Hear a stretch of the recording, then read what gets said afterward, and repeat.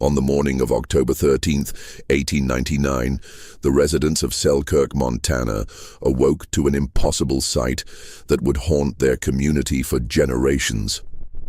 7 beds in the Thornfield household lay undisturbed, their covers still tucked with military precision as they had been the night before.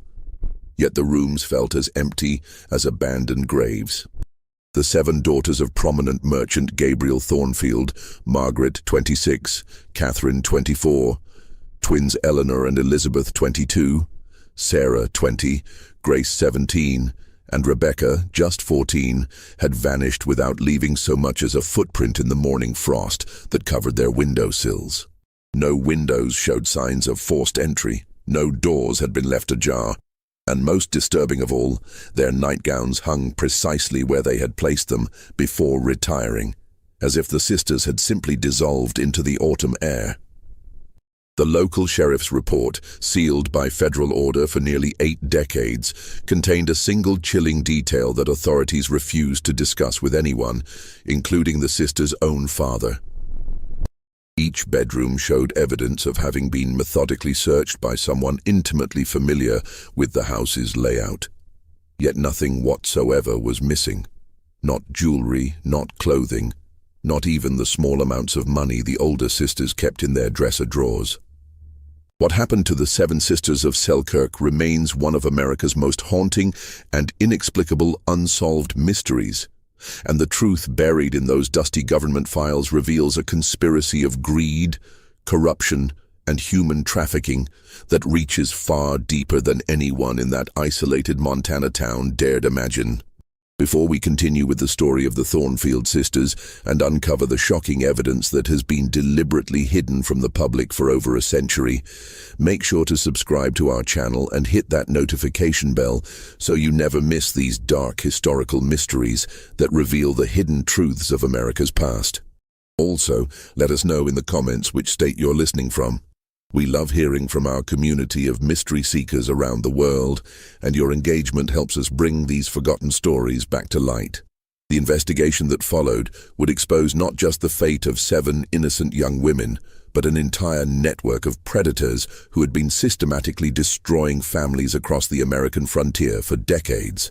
The autumn wind that swept down from the Bitterroot Mountains and through the streets of Selkirk carried with it the mingled scents of wood smoke, fallen leaves, and the ever-present metallic tang of silver ore that had transformed this forgotten corner of Montana territory into one of the most prosperous communities between Denver and Seattle.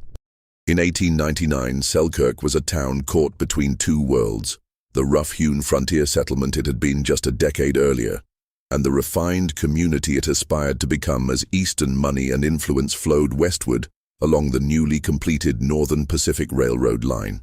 With a population that had swelled to nearly 800 souls, Selkirk represented everything that Americans in the late 19th century believed about opportunity, progress, and the endless possibilities of Western expansion.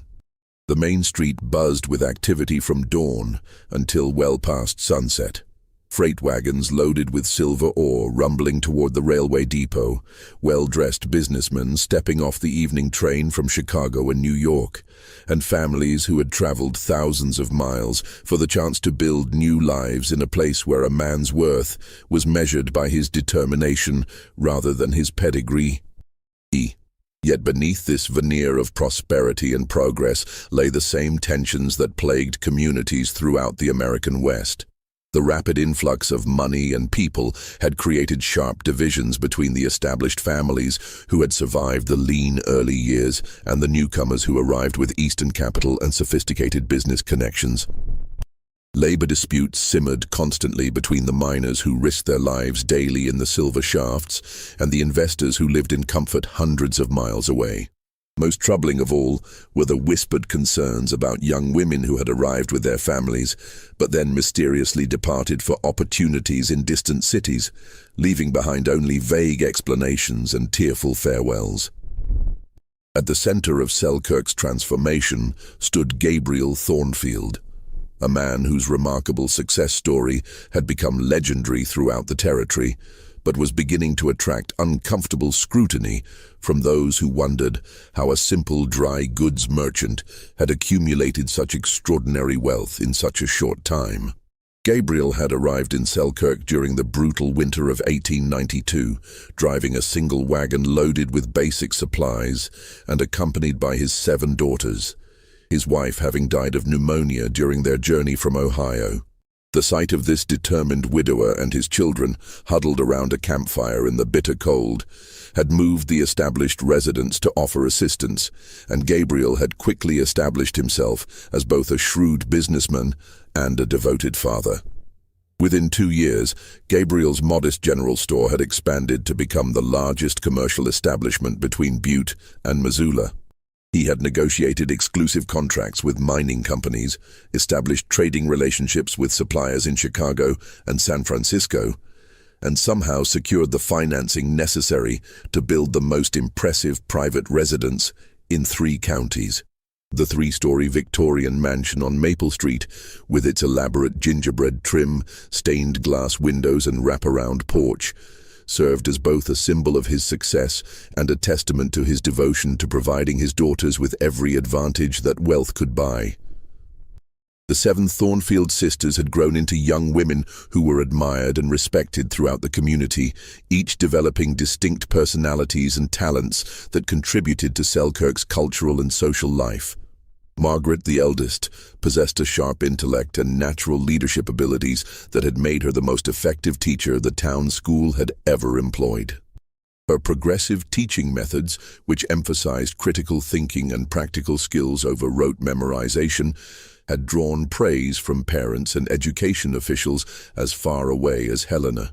She was known for staying late to help struggling students, organizing advanced classes for gifted children, and advocating tirelessly for better resources and facilities.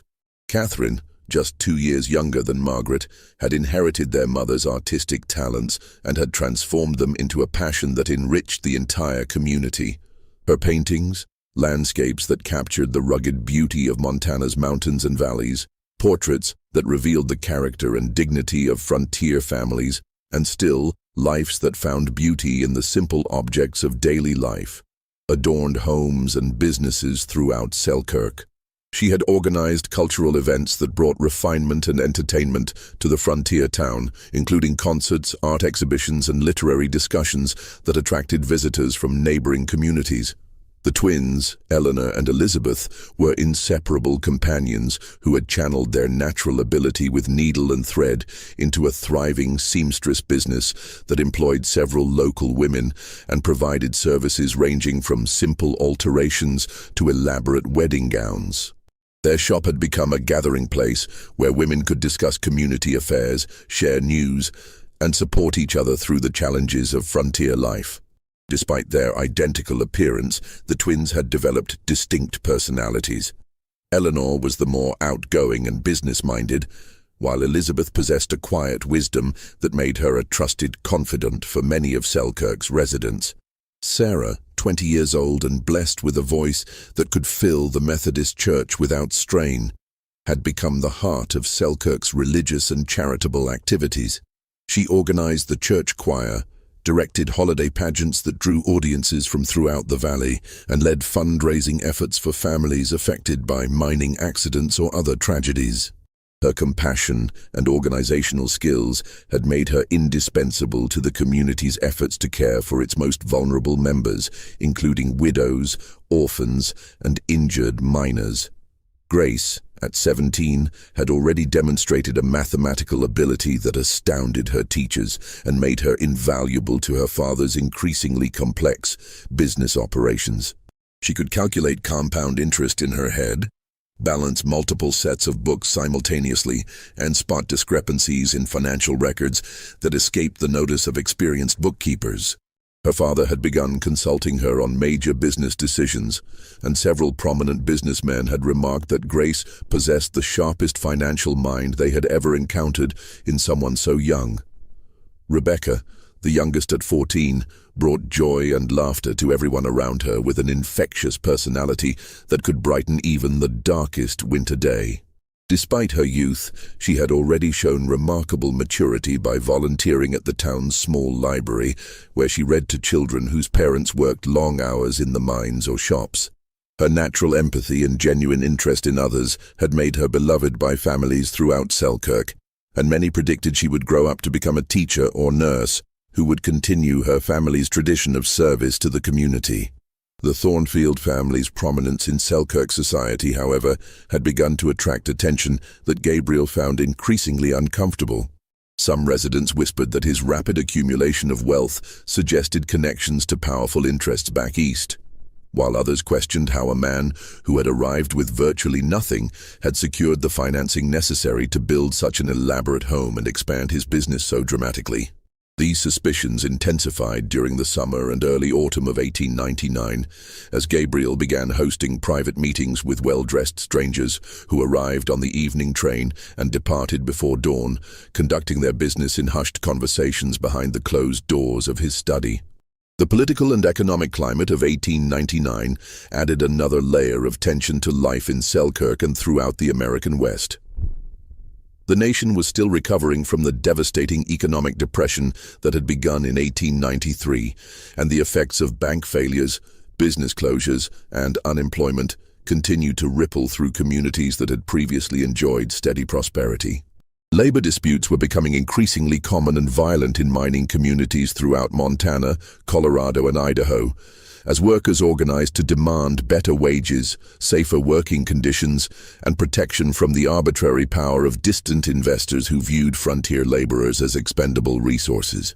The recently formed Western Federation of Miners had been actively organizing workers throughout Montana, and several mines in neighboring towns had experienced strikes that sometimes turned violent when mine owners brought in armed guards or called upon territorial authorities for military intervention. Local business owners, including Gabriel Thornfield, found themselves caught between the legitimate demands of their workers and the expectations of Eastern investors who cared little for the welfare of frontier communities and demanded maximum profits regardless of human cost. This volatile atmosphere was further complicated by the rapid changes that railroad expansion had brought to previously isolated communities. The Northern Pacific's extension to Selkirk in 1896 had brought unprecedented prosperity, but it had also exposed the town to outside influences and criminal organizations that preyed upon frontier families. Reports circulated of confidence men, land speculators, and various criminal enterprises that followed the railroad lines westward, seeking opportunities to exploit the isolation and limited law enforcement resources of frontier settlements. The events of October 12, 1899, began with the kind of crisp autumn morning that made residents of Selkirk grateful for their decision to build lives in Montana's spectacular landscape. The maple trees that lined the town's main streets had reached their peak autumn colors, creating a canopy of gold and crimson that filtered the morning sunlight into patterns of extraordinary beauty. Gabriel Thornfield opened his general store at 7 o'clock sharp, as was his unchanging custom, while his daughters went about their established daily routines with the comfortable predictability that had characterized their family life for years. Margaret walked to the one-room schoolhouse at 8 o'clock, her leather satchel filled with the lesson plans she had prepared the evening before. Parents gathering at the school entrance noticed that she seemed more distracted than usual, responding to their greetings with polite but absent-minded nods, rather than her typical warm engagement with their concerns about their children's progress. Several mothers later recalled that Margaret's usually immaculate appearance seemed slightly disheveled, as if she had dressed hastily or without her normal attention to detail. Catherine set up her easel in the garden behind the family home, where she had been working for several weeks on a landscape painting that captured the autumn transformation of the Bitterroot Mountains. Mrs.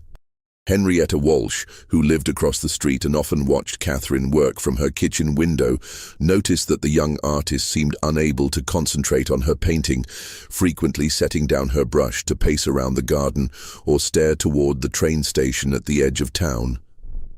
Most unusually, Catherine appeared to be painting the same small section of canvas over and over again, as if her hands couldn't execute what her mind was trying to create. The twins, Eleanor and Elizabeth, opened their seamstress shop at 9 o'clock and immediately began working on the elaborate wedding dress they were creating for Mayor Harrison's daughter. However, their usual cheerful chatter was replaced by intense whispered conversations that stopped abruptly whenever customers entered the shop. Mrs. Dorothy Fleming, who brought in a jacket for alterations, later testified that the twins seemed nervous and distracted, making uncharacteristic mistakes in their measurements and having to restart their work several times. Sarah spent the morning at the Methodist church practicing hymns for the upcoming Sunday service, but Reverend Thomas Atwood noticed that her usually perfect pitch seemed uncertain, and she repeatedly stopped mid-song to stare out the windows toward the main street. When he asked if something was troubling her, Sarah's response was evasive and uncharacteristic. She claimed to be feeling slightly unwell, but refused his offer to summon Dr. Porter or to send word to her father. Grace worked in the general store alongside her father, but several customers commented that she seemed unusually quiet and made simple arithmetic errors that were completely unlike her normally flawless mathematical abilities. Gabriel himself appeared tense and distracted, frequently checking his pocket watch and glancing toward the street as if expecting someone or something that failed to arrive on schedule. Even young Rebecca, normally the most carefree and talkative of the sisters, seemed subdued as she helped Mrs. Caldwell with the household's daily cleaning and preparation for the evening meal. The housekeeper later recalled that Rebecca asked several unusual questions about travel, whether she had ever been far from Montana, whether she missed her family when she had worked in other towns, and whether she thought it was possible to be happy when separated from everyone you loved. As the afternoon progressed, the subtle disturbances that had marked the sisters' behavior throughout the day became more pronounced. At approximately 3 o'clock, Dr. Samuel Porter was returning from a house call when he encountered all 7 sisters walking together along River Street in the direction of the train depot.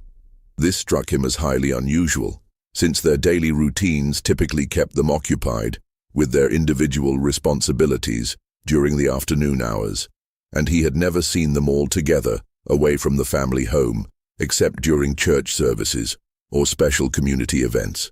What disturbed Dr. Porter most profoundly was the sisters' demeanor as they walked. Normally vibrant, talkative, and engaged with everyone they encountered, the 7 young women moved in complete silence, their faces pale and their expressions troubled in ways that suggested deep emotional distress. They walked with the mechanical precision of people who were forcing themselves to complete an unpleasant but unavoidable task, their usual grace and natural warmth replaced by a rigid determination that seemed almost military in its intensity. When Dr. Porter called out a cheerful greeting, only Rebecca looked back, and the fear in her young eyes chilled him to the bone. The girl's face, normally animated with laughter and curiosity, wore an expression of terror that seemed completely incompatible with the safe, familiar surroundings of their hometown. For a moment, their eyes met across the distance, and Dr. Porter later swore that Rebecca's gaze conveyed a desperate plea for help that she was powerless to voice aloud. The last confirmed sighting of the Thornfield sisters as a group came from Timothy Fletcher, the night clerk at the telegraph office, whose window provided an unobstructed view of the main street and the wooden sidewalks where the town's residents conducted their evening business. At approximately 9:15, Fletcher glanced up from his work, transcribing messages, to observe all 7 sisters standing together beneath the amber glow of the street lamp directly outside his office window.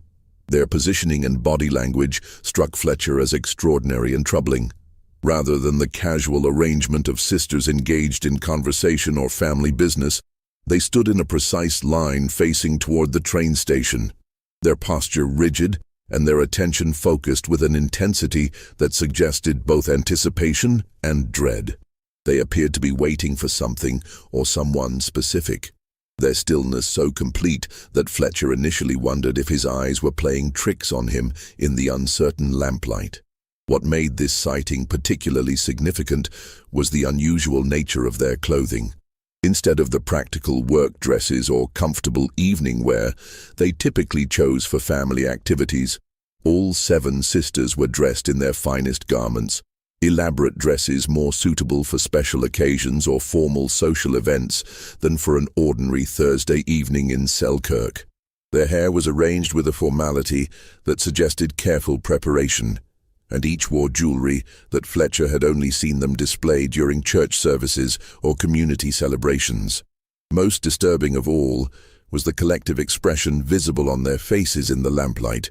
Rather than the excitement or pleasure that might accompany preparations for a special event, the sisters displayed a combination of resignation and fear that suggested they were steeling themselves for an ordeal rather than anticipating a celebration. When Fletcher looked up from his work again approximately 10 minutes later, they had vanished as silently and mysteriously as they had appeared. The hours that followed remain among the most puzzling aspects of the entire mystery, largely because the only witness to events within the Thornfield household was Gabriel himself, whose account of the evening would later prove to contain significant inconsistencies and omissions. According to his initial statement to Sheriff Harding, Gabriel retired to his study at approximately 10 o'clock to review business correspondence that had arrived on the afternoon train.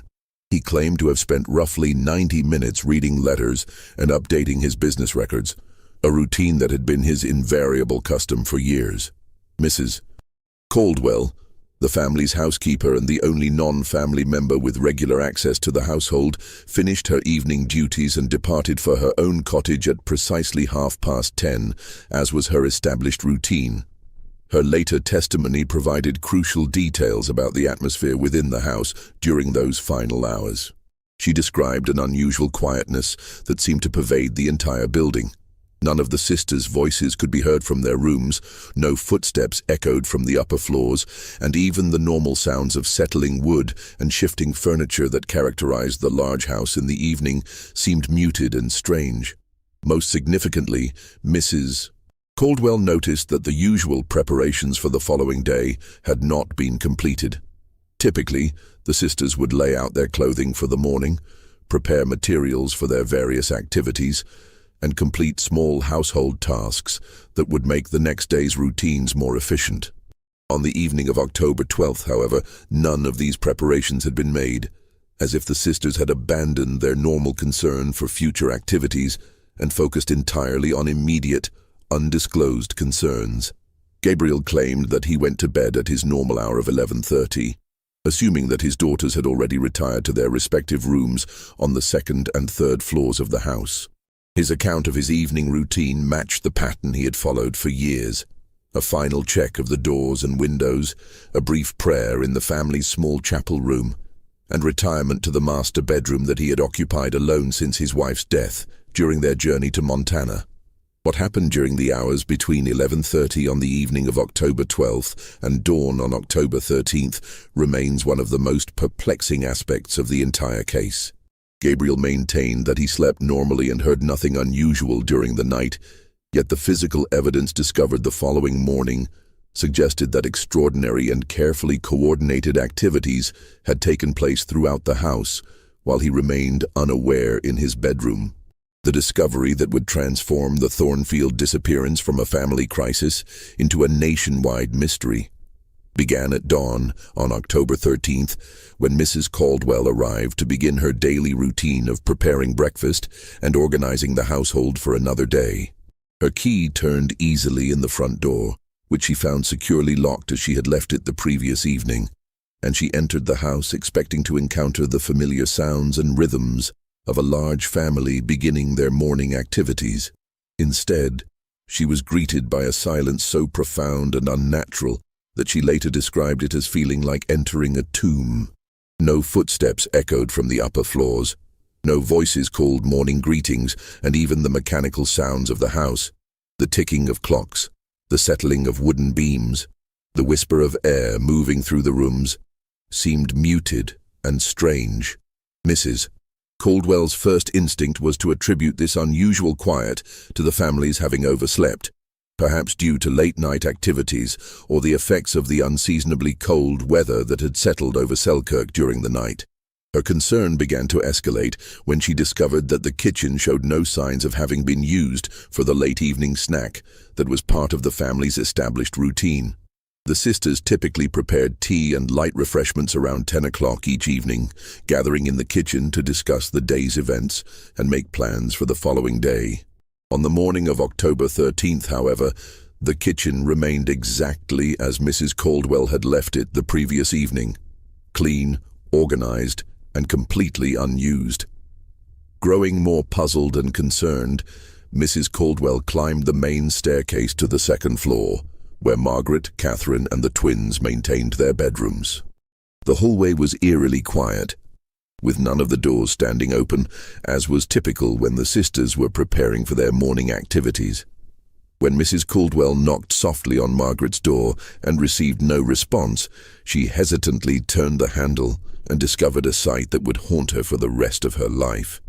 Margaret's bedroom appeared precisely as it would have looked if she had never retired for the evening. The bed remained made with the same meticulous attention to detail that characterized Margaret's approach to all aspects of her life. Corners tucked with geometric precision, pillows arranged symmetrically, and the coverlet stretched without a single wrinkle. Her nightgown hung on its customary hook near the window, exactly where she had placed it before dressing for dinner the previous evening. Her brush and comb sat in their usual positions on the dressing table, alongside the small stack of books she had been reading and the lesson plans she had prepared for the following day's classes. Yet, despite this appearance of perfect order, something felt profoundly wrong about the room. Mrs. Caldwell, who had cleaned and organized this space hundreds of times over the years, immediately sensed that subtle changes had occurred. The items on Margaret's dressing table, while arranged neatly, were not positioned with the exact precision that Margaret invariably maintained. Several books had been removed from their shelves and replaced in incorrect order, and the papers in Margaret's desk showed signs of having been examined and restacked by someone unfamiliar with her organizational system. The discovery in Catherine's room was equally disturbing and puzzling. Like Margaret's, the bed showed no signs of having been slept in, and Catherine's artistic materials, brushes, paints, and canvases were arranged with a neatness that was completely uncharacteristic of her normally chaotic creative space. Catherine typically left her room in a state of organized disorder that reflected her artistic temperament, with half-finished paintings propped against the walls and art supplies scattered across every available surface. On the morning of October 13th, however, everything had been cleaned and organized with an almost obsessive attention to detail that was entirely foreign to Catherine's personality. The twins' shared bedroom presented the most disturbing evidence of whatever had occurred during the night. Eleanor and Elizabeth had always maintained their space with identical precision, their belongings arranged in perfect symmetry that reflected their close relationship and shared habits. On the morning of the disappearance, however, their room showed clear signs of having been systematically searched by someone who had attempted to restore order, but lacked intimate knowledge of the twins' precise organizational methods. Dresser drawers had been opened and closed, their contents examined and replaced, but not in the exact patterns that the twins invariably maintained. Mrs. Caldwell's horror reached its peak when she climbed to the third floor and discovered that Sarah's, Grace's, and Rebecca's rooms told the same impossible story. 3 more beds that had never been slept in, 3 more sets of nightgowns hanging undisturbed, and 3 more rooms that showed subtle but unmistakable evidence of having been carefully searched by someone familiar with the house, but not intimately acquainted with each sister's personal habits and preferences. Her screams, when they finally came, echoed through the morning stillness with the intensity that brought neighbors running from blocks away. Mrs. Caldwell ran from the house in a state of near hysteria, stumbling through the streets of Selkirk and crying that the girls were gone, that something terrible had happened, that the impossible had somehow occurred in their safe and familiar community. Gabriel Thornfield, awakened by the commotion and the sound of voices gathering outside his home, initially refused to believe what Mrs. Caldwell was telling him.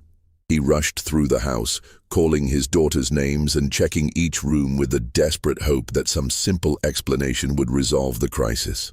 Instead, he was confronted with the same impossible evidence that had terrorized Mrs. Caldwell. 7 bedrooms that showed no signs of having been occupied during the night, yet clear indications that someone had methodically examined every personal belonging, every document, and every possession that the sisters had accumulated during their years in Selkirk. Sheriff William Harding arrived within minutes of being summoned, but nothing in his decade of law enforcement experience in frontier communities had prepared him for the methodical investigation that the Thornfield disappearance would require. Harding was accustomed to dealing with straightforward crimes: cattle rustling, claim jumping, occasional violence stemming from personal disputes or excessive drinking. The systematic vanishing of 7 young women from a locked house, without any evidence of forced entry or signs of struggle, presented challenges that exceeded both his experience and his resources. Harding's initial examination of the house confirmed Mrs. Caldwell's observations while revealing additional details that deepened the mystery rather than providing explanations. Every door and window in the house remained securely locked from the inside, with no evidence of tampering or forced entry. The front and back doors showed no signs of having been opened during the night, and the windows were all latched in their normal positions. Most puzzling of all, there were no footprints in the soft earth around the house's foundation, despite the fact that anyone entering or leaving the building during the night would necessarily have left clear tracks in the moisture-softened soil. The systematic search of the sisters' belongings became more apparent as Harding conducted a detailed examination of each room. In every case, personal items had been examined and replaced, but not with the precision that would indicate familiarity with each sister's habits. Clothing had been unfolded and refolded, jewelry had been examined and returned to boxes, and personal papers had been read and restacked. Yet nothing appeared to be missing. Valuable jewelry remained in plain sight, small amounts of money were undisturbed in dresser drawers, and even sentimental items that would be meaningful only to the sisters themselves remained exactly where they had always been kept. Sheriff Harding's investigation expanded systematically throughout Selkirk as he interviewed every resident who might have observed relevant details during the evening of October 12th or the early morning hours of October 13th. What emerged from these conversations was a pattern of strange occurrences and subtle disturbances that had been building throughout the summer and early autumn of 1899, creating an atmosphere of unease that many residents had noticed but few had been able to articulate clearly. Multiple witnesses reported seeing well-dressed strangers arriving on evening trains during the weeks leading up to the disappearance. These visitors, always impeccably dressed in expensive Eastern clothing and carrying expensive leather luggage, would conduct brief meetings with prominent citizens and then depart on the following morning's train without engaging in any of the normal social activities that characterized business visits to frontier communities. Their presence was noted not only because of their obvious wealth and sophistication, but also because of their deliberate avoidance of the kind of casual interaction that was customary in small communities where strangers were typically welcomed and included in social activities. The telegraph office confirmed an unusual volume of coded messages being sent to addresses in Chicago, New York, and San Francisco during the same period. Timothy Fletcher, the night clerk who had witnessed the sisters' final public appearance, revealed that these messages were typically sent late in the evening and consisted of seemingly random combinations of numbers and letters that meant nothing to him, but obviously conveyed specific information to their intended recipients. Most of these messages were sent by Gabriel Thornfield himself, though several other prominent citizens had also dispatched coded communications to the same Eastern addresses. The town's bank president, Charles Whitman, initially proved reluctant to discuss his institution's recent transactions, but Sheriff Harding's persistent questioning eventually revealed financial irregularities that cast Gabriel Thornfield's rapid success in an increasingly troubling light. During the 6 months preceding the disappearance, Gabriel had made several large withdrawals of gold coins, totaling amounts that represented a significant portion of his accumulated wealth. These withdrawals were unusual not only for their size, but also for their timing. They had occurred immediately following the visits of the mysterious Eastern strangers, suggesting a direct connection between these encounters and Gabriel's financial activities. More disturbing still were the bank's records of Gabriel's deposits and investments, which showed a pattern of wealth accumulation that seemed inconsistent with the profits that could reasonably be expected from operating a general store in a frontier community. Even accounting for the prosperity that the silver mines had brought to Selkirk, Gabriel's financial success appeared to far exceed what should have been possible through legitimate commercial activities. Whitman's records indicated that Gabriel had received regular payments from Eastern sources that had no apparent connection to his retail business, and these payments had increased substantially during the months leading up to his daughter's disappearance. As autumn stretched into winter, the case attracted attention from federal investigators and newspaper reporters from across the country. The story of the 7 missing sisters captivated the American public with its combination of mystery, tragedy, and hints of corruption that seemed to epitomize the darker aspects of frontier life. Newspapers from New York to San Francisco published detailed accounts of the disappearance, often accompanied by artists' renderings of the sisters and speculative theories about what might have happened to them. The federal investigation, led by Inspector Marcus Reed from the Department of Justice, brought resources and expertise that were far beyond what local authorities could provide. Reed had extensive experience investigating criminal organizations that operated across state and territorial boundaries, and his involvement in the Thornfield case reflected the federal government's growing concern about organized criminal activities in frontier communities. His investigation would eventually uncover evidence of corruption and criminality that extended far beyond the borders of Montana and involved some of the most prominent business and political figures in the American West. Inspector Reed's examination of Gabriel Thornfield's business records revealed financial irregularities that suggested connections to a sophisticated criminal organization. Gabriel's rapid accumulation of wealth coincided precisely with a series of questionable transactions involving mining claims, railroad contracts, and territorial government appointments. Most disturbing were his documented connections to a secretive investment group known as the Rocky Mountain Development Company, which had been acquiring mineral rights throughout Montana and other Western territories using methods that local authorities were powerless to investigate or regulate. The Rocky Mountain Development Company proved to be a particularly elusive target for federal investigators. The organization operated through a complex network of subsidiary companies, shell corporations, and proxy agents that made it virtually impossible to identify its true owners or determine the source of its apparently unlimited financial resources. What Reed could establish was that the company had been systematically acquiring control of valuable natural resources throughout the West, often through arrangements that involved local officials and prominent citizens who received substantial payments in exchange for their cooperation. Gabriel Thornfield's relationship with this organization appeared to have begun shortly after his arrival in Selkirk, when he received what his records described as investment capital that enabled him to expand his business far beyond what would have been possible through normal commercial profits. In exchange for this financial support, Gabriel had apparently provided the organization with detailed information about local mining operations, land ownership patterns, and political developments that could affect business opportunities in the region.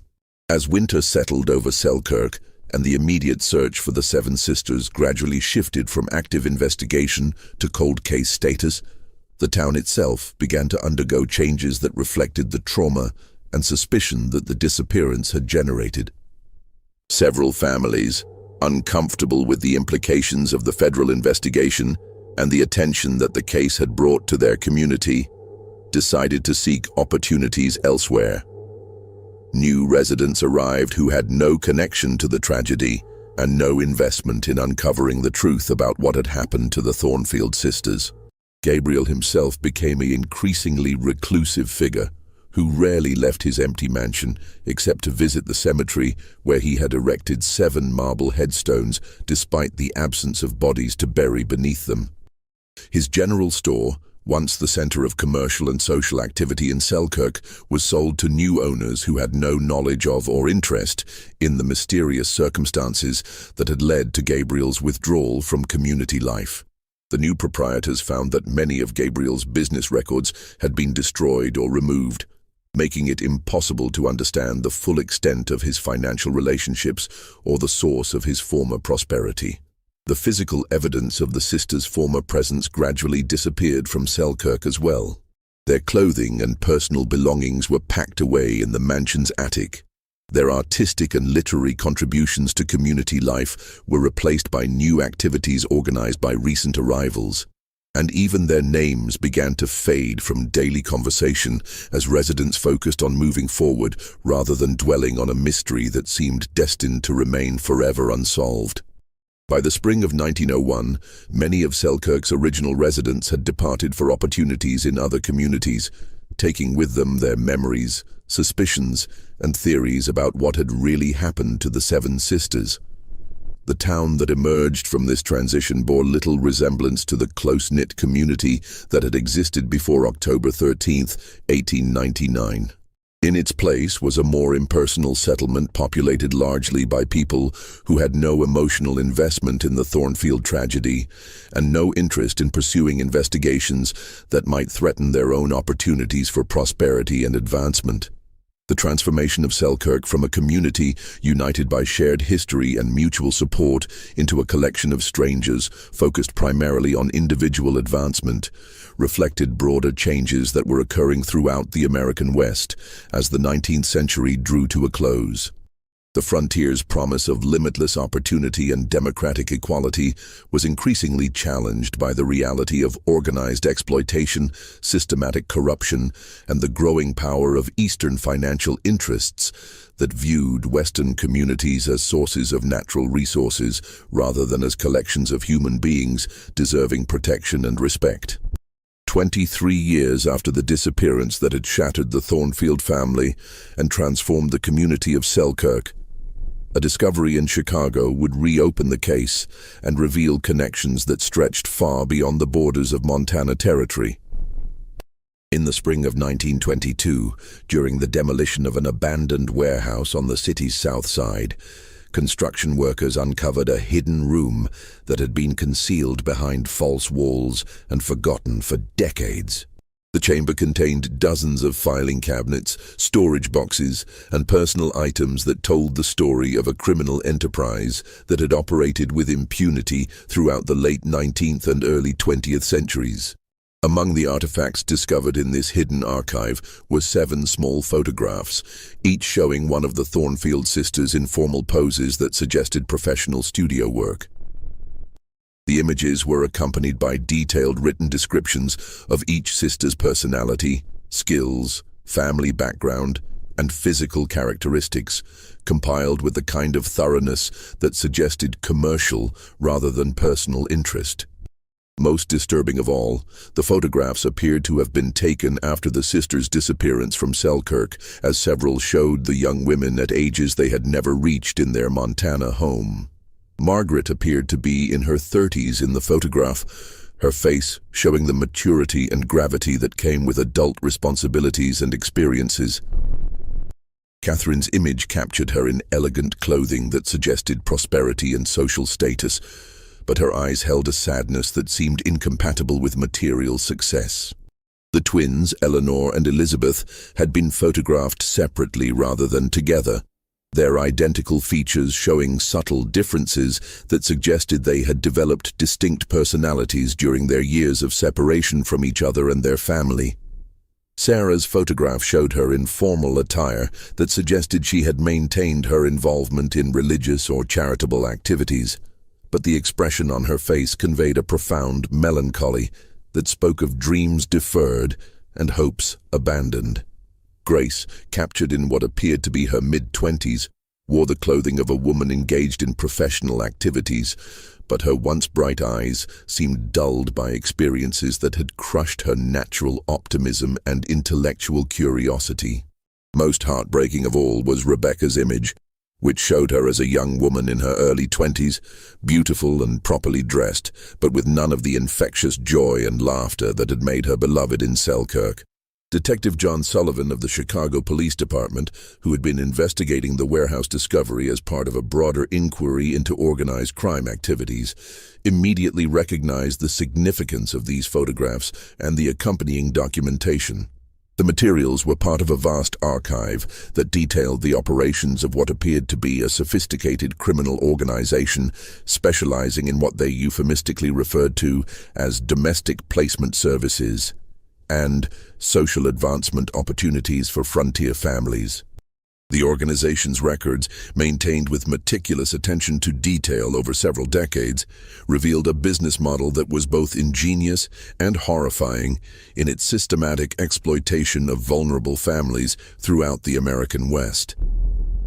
The criminals had identified communities and families whose isolation, economic struggles, or social circumstances made them susceptible to offers that promised better lives for their children, particularly their daughters.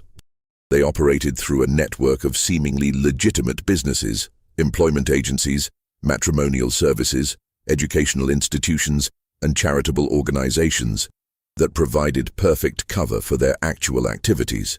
Detective Sullivan's investigation revealed that the organization had been operating under various names and through multiple front companies since at least 1885, systematically targeting families in frontier communities where law enforcement was limited and communication with outside authorities was difficult or impossible. Their methods involved careful research into local conditions, identification of families who might be vulnerable to financial pressure or social manipulation, and the deployment of sophisticated confidence schemes designed to convince parents that they were providing their daughters with opportunities for advancement and prosperity. The process typically began with the arrival of well-dressed strangers who presented themselves as representatives of Eastern businesses, educational institutions, or social organizations seeking to recruit young women for positions that promised significant financial rewards and social advancement.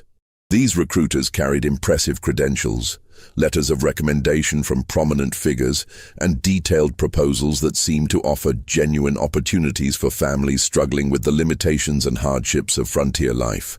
Parents who expressed interest in these opportunities were gradually drawn into increasingly complex arrangements that involved financial investments, business partnerships, or other commitments that made it difficult for them to withdraw from the process once it had begun.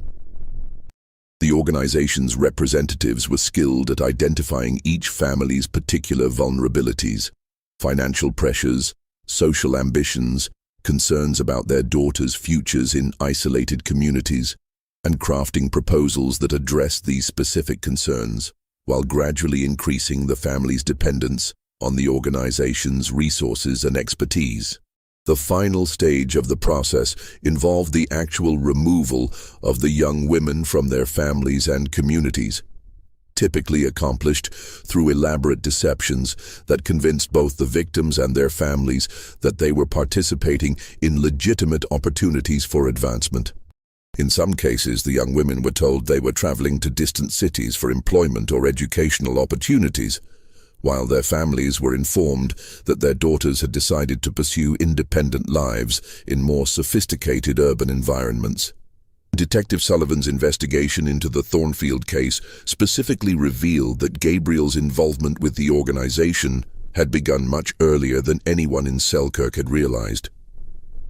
The hidden archive contained correspondence dating back to 1893, just 1 year after Gabriel's arrival in Montana, indicating that his rapid business success had been facilitated by the organization in exchange for his cooperation in their activities. Gabriel had apparently served as a local agent who identified suitable families and helped coordinate the organization's operations throughout the Montana Territory. The letters between Gabriel and his handlers revealed a man who had gradually become trapped in a web of obligations and dependencies that he was powerless to escape. His initial involvement had been relatively minor, providing information about local families and serving as a character reference for the organization's representatives when they arrived in Selkirk. However, His role had expanded over time as the organization's leaders recognized his intelligence, local influence, and desperate need for the financial support they provided.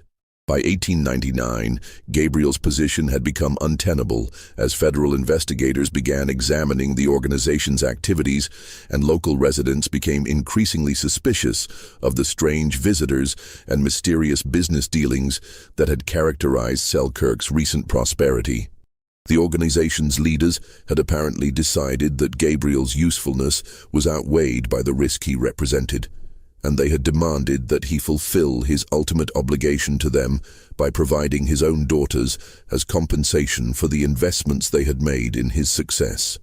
The correspondence revealed Gabriel's growing desperation as he realized the true nature of what was being demanded of him. His letters showed a man torn between his love for his daughters and his terror of the consequences that would follow if he refused to cooperate with the organization's demands. The threats against his family and community were subtle but unmistakable. Business failures, legal prosecutions, physical violence, and social ostracism that would destroy everything he had worked to build in Montana. Most tragic of all were Gabriel's attempts to find alternatives that would satisfy the organization's demands without sacrificing his daughters. He had apparently explored various possibilities, offering additional financial payments, proposing to recruit other families' daughters, and even suggesting that he relocate his entire family to a distant state where they would be beyond the organization's reach. All of these proposals had been rejected, and Gabriel had been informed that only the surrender of his 7 daughters would satisfy his obligations and ensure his family's safety. The final entries in Gabriel's correspondence, dated just days before the disappearance, revealed a man who had accepted the inevitable while desperately hoping that his daughters would somehow survive and eventually forgive him for his catastrophic failure to protect them. He had been assured that his daughters would be well treated, provided with comfortable lives, and married to wealthy gentlemen who would appreciate their frontier virtues and provide them with social and economic advantages they could never achieve in Montana. Just when we thought we'd seen it all, the horror in this conspiracy deepens beyond anything we could have imagined. If this story is giving you chills, share this video with a friend who loves dark mysteries, hit that like button to support our content, and don't forget to subscribe to never miss stories like this. Let's discover together what happens next in this devastating tale of betrayal and systematic exploitation. The revelation of Gabriel's correspondence and the organization's systematic methods sent shockwaves through American law enforcement agencies and sparked a nationwide investigation into similar disappearances throughout the West.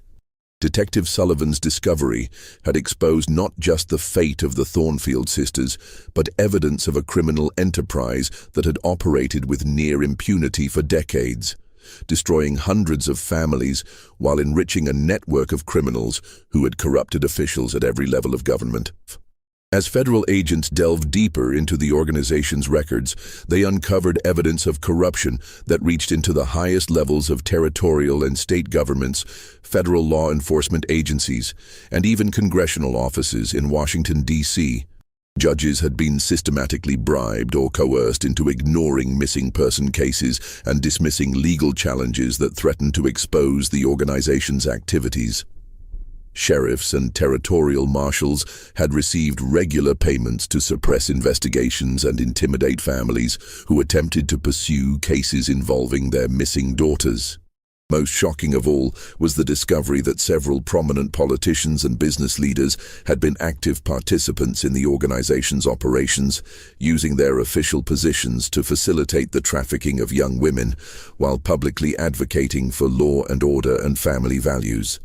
These hypocrites had enriched themselves through the systematic destruction of frontier families, while presenting themselves as pillars of their communities and champions of American moral values. The scope of the conspiracy became apparent as investigators traced the organization's financial records and identified the full extent of their operations. Over 300 young women from frontier communities throughout Montana, Wyoming, Colorado, Utah, Nevada, and California had been trafficked through the network between 1885 and 1910. The victims ranged in age from 14 to 26, and they had been selected based on their physical attractiveness, intelligence, skills, and family circumstances that made them particularly valuable in the illegal marriage market. The organization's operations had been facilitated by technological and social changes that characterized the late 19th century American West. The expansion of railroad networks had made it possible to transport victims quickly and efficiently across vast distances, while the isolation of frontier communities and the limitations of communication systems had made it virtually impossible for families to track their missing daughters or coordinate with law enforcement agencies in distant jurisdictions. The criminal enterprise had also exploited the social and economic vulnerabilities that were endemic to frontier life during this period. Families struggling with poverty, social isolation, and limited opportunities for their children's advancement had been particularly susceptible to offers that promised better lives through arrangements that seemed legitimate and beneficial. The organization's representatives had been skilled at identifying these vulnerabilities and crafting proposals that addressed each family's specific concerns, while gradually drawing them into arrangements that they would never have accepted if they had understood the true nature of what was being proposed. In Selkirk itself, the investigation's revelations split the community between those who demanded justice for the Thornfield sisters and accountability for the officials who had enabled their disappearance, and those who feared the economic and social consequences of pursuing investigations that would expose the extent of local involvement in the conspiracy. Many residents had benefited either directly or indirectly from Gabriel Thornfield's prosperity and the investments that the Rocky Mountain Development Company had made in local businesses and infrastructure. The town's mayor, banker, and several prominent merchants found themselves implicated in the cover-up that had followed the sisters' disappearance, having received payments to suppress questions and discourage investigations that might have exposed the truth years earlier. Several local officials had known or suspected that Gabriel's wealth came from questionable sources, but they had chosen to remain silent in exchange for the economic benefits that his prosperity brought to their community. The most shocking discovery in Selkirk came when investigators examined the records of the local cemetery and discovered that the 7 marble headstones Gabriel had erected for his daughters contained a hidden message that revealed his knowledge of their fate. The dates carved into the monuments did not represent the sisters' deaths, as everyone had assumed, but rather the dates when they had been forced into arranged marriages in distant cities. Gabriel had been informed of each placement and had marked the occasion with what appeared to be a memorial, but was actually a record of his daughter's enslavement. The revelation that Gabriel had known his daughter's fates all along and had chosen to maintain the fiction of their mysterious disappearance rather than expose the truth and risk retaliation against other families transformed him from a tragic victim into a willing participant in their destruction. His suicide note, discovered after his death in Denver, revealed that his guilt and despair had driven him to madness, but also that he had possessed information that could have led to his daughter's rescue if he had found the courage to reveal it to authorities. As the federal investigation expanded, it became apparent that the organization responsible for the Thornfield tragedy had not been dismantled in 1910 as previously believed, but had simply evolved and adapted to changing social and economic conditions. By 1922, the network had transformed itself into what appeared to be a collection of legitimate employment agencies, matrimonial services, and social organizations, but continued to operate using refined versions of the same predatory methods that had destroyed the Thornfield family. The modernized operation had adapted to urban environments and changing social norms while maintaining its fundamental business model of exploiting vulnerable young women and their families. Instead of targeting isolated frontier communities, the organization now focused on recent immigrants, rural families displaced by economic changes, and urban families struggling with poverty and social dislocation in rapidly growing cities. The final pieces of the Thornfield mystery fell into place when federal investigators, armed with evidence from the Chicago warehouse and Gabriel's correspondence, launched a coordinated series of raids across 12 states, In the spring of 1922, the operation, involving over 200 federal agents and local law enforcement officers, targeted the modernized network that had evolved from the organization responsible for the sisters' disappearance, while simultaneously searching for any surviving victims of the original trafficking operation. The raids yielded evidence that exceeded even the investigators' worst expectations. In addition to liberating dozens of women who were still being held against their will in various forms of involuntary servitude, the operation uncovered detailed records that documented the fates of hundreds of missing persons, including comprehensive information about the Thornfield sisters and their experiences following their removal from Selkirk. Margaret Thornfield, investigators learned, had been transported to Cleveland and forced into marriage with Harrison Pembroke, a steel mill owner who had specifically requested a bride with teaching experience and intellectual capabilities. The marriage had been presented to Margaret as a legitimate arrangement that would provide her with social status and financial security while allowing her to pursue her educational interests in a more sophisticated urban environment. The reality had been far different. Pembroke had treated her as little more than an ornamental possession whose primary value lay in her ability to enhance his social reputation and provide him with children who would inherit her intelligence and refinement. Margaret had borne 3 children during her years of captivity, but she had been forbidden from contacting her family or revealing her true identity to anyone, including her own children, who had been told that their mother was an orphan with no living relatives. Her attempts to escape had been thwarted by Pembroke's connections to the trafficking network, which maintained surveillance over all their placed women to prevent exposure of their operations and to ensure that the victims remained compliant with their arrangements. The investigators found Margaret living under the name Mary Patterson in a comfortable but closely monitored environment where her every activity was controlled by Pembroke and his associates. Despite nearly 23 years of captivity, she had maintained her intelligence and strength of character, secretly documenting her experiences and gathering evidence that she hoped would someday lead to justice for herself and other victims. Her hidden journals provided investigators with crucial details about the organization's operations and the locations where other victims might be found. Catherine's fate had been equally tragic, but had followed a different pattern of exploitation. She had been taken to Milwaukee and married to Augustus Richardson, an art collector who had specifically sought a wife with artistic talents that he could exploit for both personal pleasure and commercial gain. Richardson had forced Catherine to produce paintings that he sold under his own name, while keeping her isolated from artistic communities where she might have found support or assistance. The psychological torture that Catherine had endured was evident in the paintings that investigators found in Richardson's mansion. Works that showed remarkable technical skill, but conveyed a profound sadness and desperation that reflected their creator's emotional state. Catherine, now living as Caroline Phillips, had survived by channeling her anguish into her art, while secretly planning for an escape that she had never been able to achieve due to the constant surveillance and threats that characterized her captivity. The twins, Eleanor and Elizabeth, had been deliberately separated as part of a calculated strategy to break their emotional bond and make them more compliant with their captor's demands.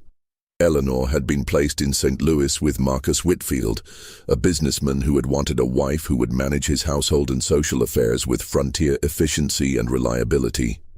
The separation from her twin sister had caused Eleanor such profound psychological trauma that she had suffered a complete mental breakdown within months of her arrival in St. Louis.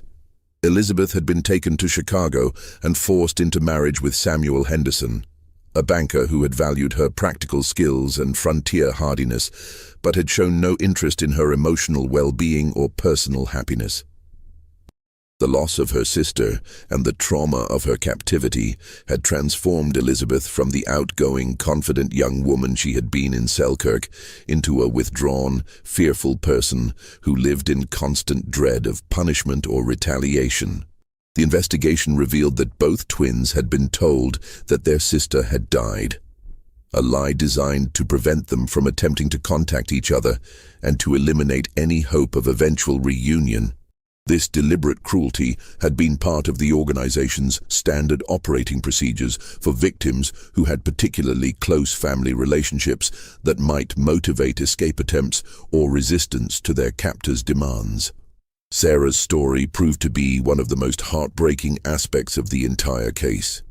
She had been transported to Detroit and forced into marriage with Reverend Jonathan Morrison, a prominent minister who had specifically requested a wife with musical abilities and religious background. Morrison had exploited Sarah's talents by forcing her to perform in his church and at social events while presenting himself as a devoted husband and religious leader. The investigators discovered that Sarah had died in 1905, officially from pneumonia, but evidence suggested that her death had resulted from years of physical and emotional abuse that had weakened her constitution and made her susceptible to illness. Morrison had refused to provide adequate medical care during her final illness, apparently viewing her death as an opportunity to request a replacement wife from the trafficking organization.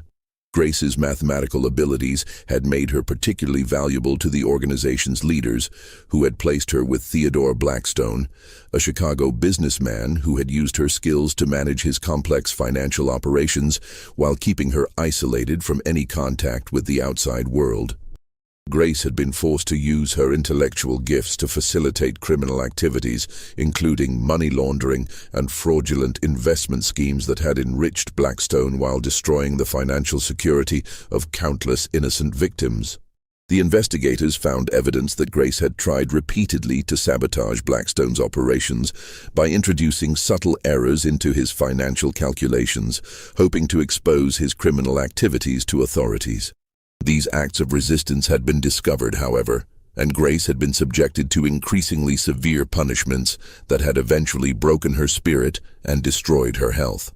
She had died in childbirth in 1909, alone and far from any family support, after being denied proper medical care by a husband who viewed her primarily as a valuable asset, rather than a human being deserving of compassion and respect.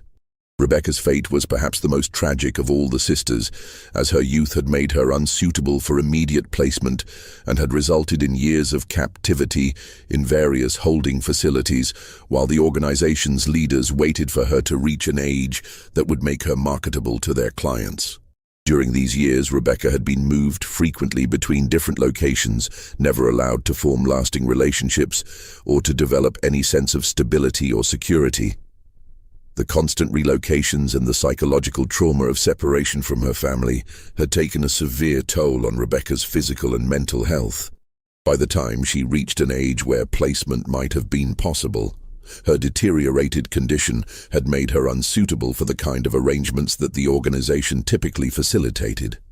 She had died of tuberculosis in 1907, having spent the last years of her short life in a facility that was little more than a prison for unwanted victims who could no longer serve the organization's commercial purposes. The trials that followed the 1922 arrests became a national sensation that exposed not only the Thornfield case, but also the systematic exploitation of vulnerable families throughout the American frontier during the previous 4 decades. Newspaper coverage of the proceedings revealed details about the trafficking operation that shocked the public and led to demands for comprehensive reforms in law enforcement, interstate commerce regulation, and protection of women's rights. Marcus Pemberton, the criminal mastermind who had orchestrated the trafficking network, was arrested at his Chicago mansion in a dramatic raid that uncovered additional evidence of his crimes and revealed the full extent of his wealth and political connections. Pemberton's trial revealed him to be a man of extraordinary intelligence and organizational ability who had perverted these gifts into the creation of a criminal empire that had operated with near impunity for decades. During his testimony, Pemberton showed no remorse for the hundreds of lives he had destroyed, instead expressing pride in what he characterized as a successful business enterprise that had provided valuable services to clients who appreciated the superior qualities of frontier-raised women.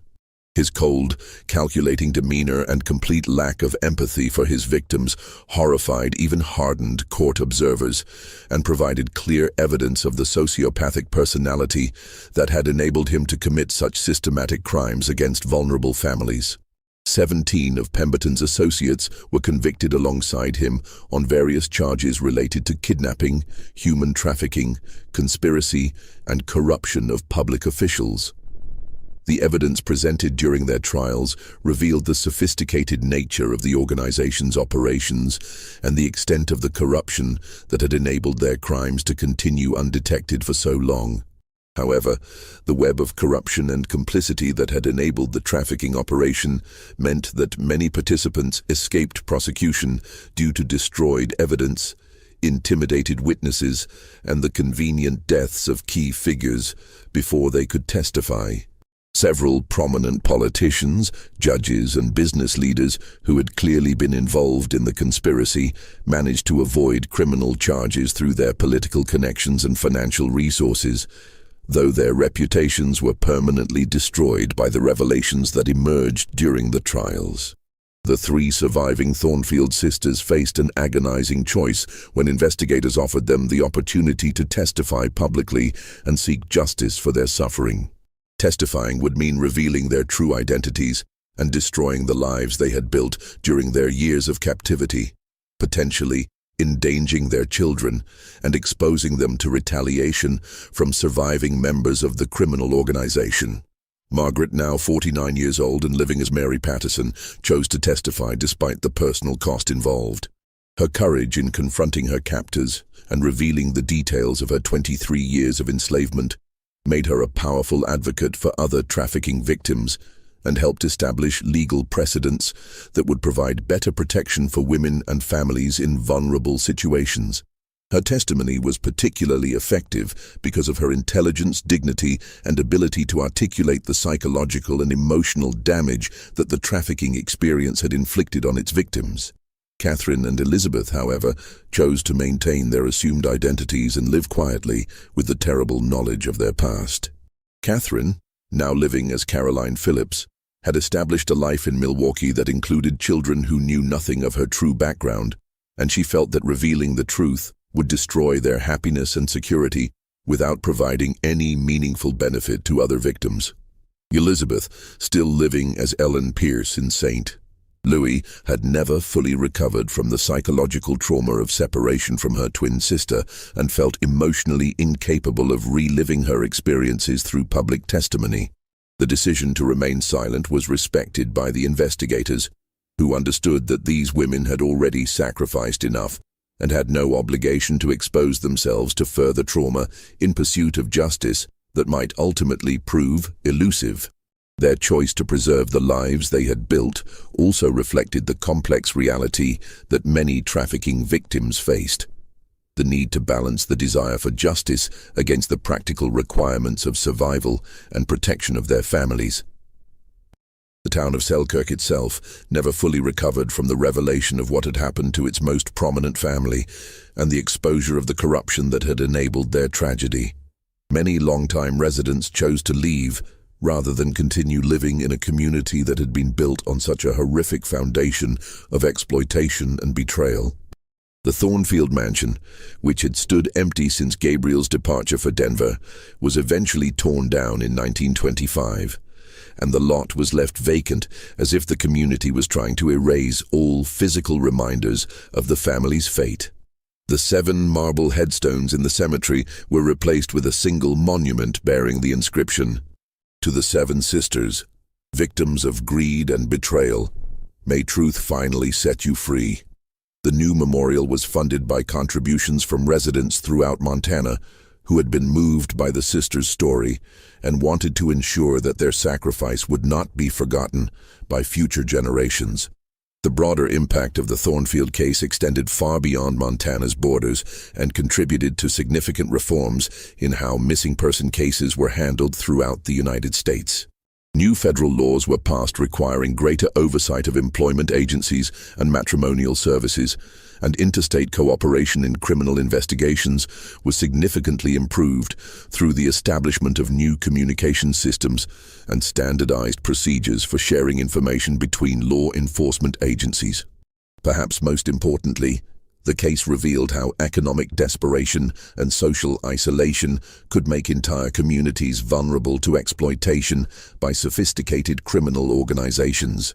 The frontier territory's lack of adequate law enforcement and communication networks had created perfect conditions for predators like Pemberton's organization to operate with impunity, destroying countless families while enriching themselves through systematic human trafficking. The investigation also highlighted the particular vulnerability of young women in frontier communities, where limited economic opportunities and social restrictions made them dependent on their families' decisions about their futures. The trafficking organization had exploited these social conditions by presenting themselves as providers of opportunities that would otherwise be unavailable to frontier families, while actually delivering their victims into forms of slavery that were often worse than the limitations they had supposedly escaped. The legacy of the Thornfield case continued to influence American law enforcement and social policy for decades after the trials concluded. The evidence gathered during the investigation provided crucial insights into the methods used by trafficking organizations and helped develop more effective strategies for preventing similar crimes. The case also contributed to growing awareness of the need to protect vulnerable populations from exploitation and to address the social and economic conditions that made such exploitation possible. This tragedy shows us how desperation can blind us to evil, and how the pursuit of prosperity can lead to the destruction of everything we claim to value most. Gabriel Thornfield's desire to provide better lives for his daughters made him susceptible to a deception that ultimately destroyed everything he held dear, while the sisters themselves became victims of a system that valued their youth, beauty, and innocence as commodities to be bought and sold, rather than as human beings deserving of protection and respect. The 7 sisters of Selkirk paid the ultimate price for their father's ambition and their society's willingness to look the other way when profits were involved. But their story also demonstrates the resilience of the human spirit and the importance of seeking truth and justice, even when doing so requires tremendous personal sacrifice. Margaret's courage in testifying against her captors, despite the personal cost involved, helped ensure that other victims would receive better protection and that the criminals responsible for these crimes would face the justice they had evaded for so long. The mystery of what happened to the 7 sisters of Selkirk ultimately became a story about the price of the American dream and the vulnerability of those who pursued it without adequate protection from the predators who lurked at the edges of frontier society. Their tragedy reminds us that progress and prosperity mean nothing if they are built on the suffering of the innocent, and that true civilization requires not just material advancement, but also the moral courage to protect the vulnerable from those who would exploit their desperation and destroy their hopes for a better life. What do you think of this story? Do you believe everything was revealed? Or do you think there are still secrets buried in the files of this century-old conspiracy? The evidence suggests that the trafficking network was even larger than investigators were able to prove, and that similar crimes may have occurred in frontier communities throughout the West without ever being detected or reported. Leave your comment below and share your theories about what really happened in Selkirk and whether other families may have suffered similar fates. If you enjoyed this tale of historical mystery and want more stories from America's dark past, subscribe, hit the notification bell, and share this video with someone who loves mysteries as much as you do. See you in the next video, where we'll explore another chilling chapter from our nation's hidden history.